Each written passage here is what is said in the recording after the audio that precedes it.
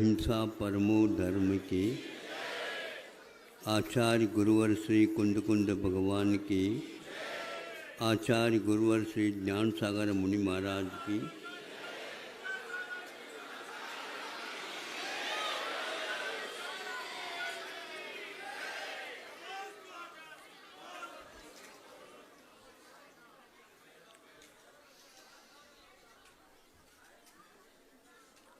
दो प्रकार की व्यग्रता होती है, आगम में उल्लेख है, राजवाच्य ग्रंथ। व्यग्रता हमेशा हमेशा अग्रता से विमुख करा देती है। जिस पर हमें टिकना है उसको मिटाने का नाम व्यग्रता है। यह व्यग्रता हमेशा हमेशा हमारे पीछे लगी हुई है। इसके लिए क्या किया जाए, तो उपयोग की व्यग्रता को दूर करने के लिए योग की व्यग्रता को सिद्ध कर लेना चाहिए। वह योग क्या है? योग जो है असाता और साता का वाहक है। जब हमारा परिणाम अशुद्ध होता है तो उसमें हमारा योग भी अशुद्ध काम करता रहता है। शुभ पुण्यस्य अशुभ पापस्य, ऐसा सूत्र आपने पढ़ा होगा। अशुभ योग दूर होकर के पहले शुभ योग की ओर हम आए। उसके लिए शरीर के ऊपर नियंत्रण पहला आवश्यक कहा गया है।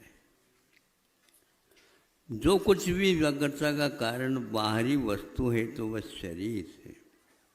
और शरीर में भी सर्वप्रथम यही है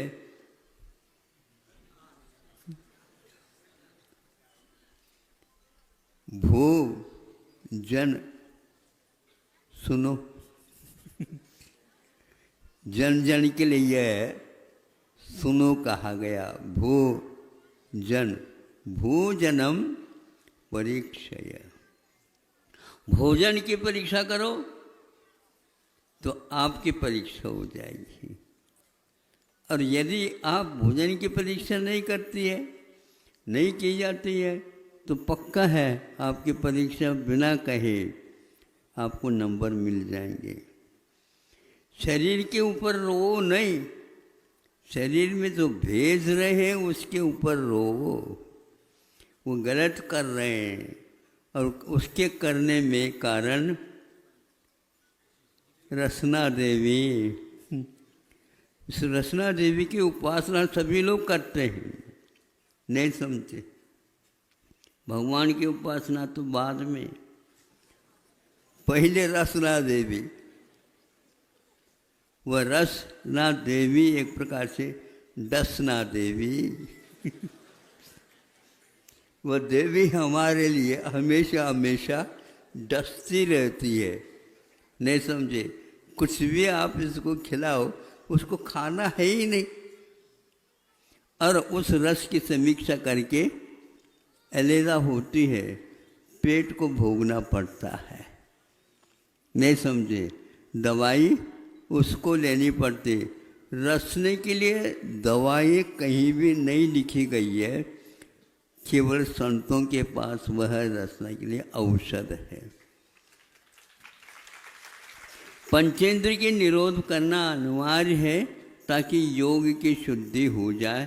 संक्षेपीकरण है ये। योग शुद्ध होते ही अपने आप ही उपयोग शुद्ध होता है। दीपक में कोई कमी नहीं है, कमी है तो तेल में है। और तेल में यदि कमी है तो जिस दुकान से लाए उसके लिए कह दो नहीं, तो पैसा दे करके वो पैसा ले करके वस्तु तो दे ही है, लेकिन ये भी बात कही है भैया तेल छान करके डालना है। हम कुछ नहीं जानते, फिर छन्ना भी दे दो। अरे भाई तेल तो हमने खरीदा, उसके साथ छन्ना भी दे दो। फिर आप कहेंगे हमारे दीपक भी दे दो। तो हम ये नहीं करेंगे, हमने तो तेल दे दिया। आपका कर्तव्य है उसको छान करके डालो। ये छान करने की जो विधि है यह भोजन की विधि है। और जो इसमें कसर रखता है वो कसर आकर के दीपक के ऊपर जम जाएगा तो भभकने लग जाएगा। तो फिर आप भभक उठोगे, नहीं समझे उसके ऊपर ये क्या तेल है, ये क्या दीपक है। हो ये व्यग्रता आपको क्यों आ गई? आप में तो तेल नहीं डाला था, आपने तो कोई बात ही नहीं लगाई थी, किंतु आपका उपयोग ठीक नहीं था और बिना छान करके उसमें डाल दिया। योग शुद्धि से उपयोग शुद्ध अपने आप हो जाता है और उपयोग शुद्ध होते ही अशुद्धियाँ सारी सारी मिट जाएगी। और आपको क्या चाहिए है? व्यग्रता समाप्त हो गई। तो ध्यान विशुद्ध ये ध्यान की विशुद्धि यही उपयोग की विशुद्धि है कही गई है। ज्ञान तो आपके शुद्ध है लेकिन ध्यान आपके शुद्ध नहीं है। तो ध्यान को शुद्ध करोगे, योग शुद्ध उसके साथ रहता है, तो दोनों मिल करके आप जिस पर टिकना चाहो उस पर टिक जाओगे। हवा के अभाव में दीपक बुझता नहीं, वहाँ हवा नहीं चलनी चाहिए, लेकिन पर्याप्त मात्रा में हवा तो रहती है, किंतु व्यग्रता का कारण वह हवा है। तो उसमें उस कोने में दीपक को रखो या बीच में दीपक रखो, 50 व्यक्ति आप उसका उपयोग कर सकते हैं। सब लोग स्वाध्याय करने में लग गए मान लीजिए, अथवा और कोई से काम में लग गए, मध्य में दीपक रखा, समय के ऊपर क्या बोलते हैं इसको, हाँ उसके ऊपर रखा, सब लोग आत्मचर्चा करने लगे। हवा नहीं लगने के कारण वो ठीक ठाक जल रहा है और आपकी एकाग्रता उस दीपक की लो की भांति होती चली जा रही है। तत्व विषयक आपकी चर्चा अच्छी होती चली जा रही है। ये उपयोग की शुद्धि है, यह व्यग्रता उपयोग के जो मोह के कारण होता है। योग एक प्रकार से हमारा योग में गड़बड़ियाँ आ जाती हैं, हमारी चेष्टाओं के ऊपर आधारित रहती है।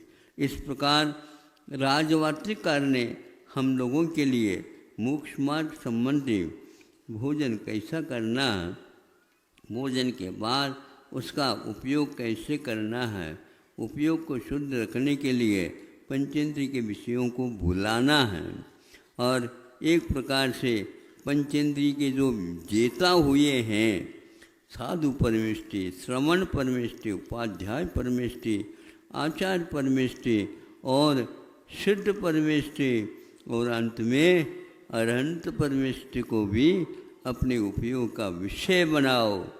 तो शुद्ध जो उपयोग वाले हैं उनके ध्यान करने से ये होता है। तो शुद्ध भोजन करने से उपयोग शुद्ध होता है। इसलिए उपयोग में शुद्धि लाना चाहते हो, योग सिद्धि करो और योग सिद्धि को करना चाहते हो तो अवश्य आप अपने भोजन के ऊपर नियंत्रण रखो। और भोजन के ऊपर नियंत्रण रखने से पूर्व में एक अर्घ रसनेन्द्रिय विजय के लिए चढ़ा देना है। हमने एक ही बार जीवन में रसनेन्द्र के विजय के लिए पूर्ण अर्घ चढ़ा चुके हैं, नहीं समझे, आप विलम्ब कर रहे हैं। अहिंसा परमो धर्म की।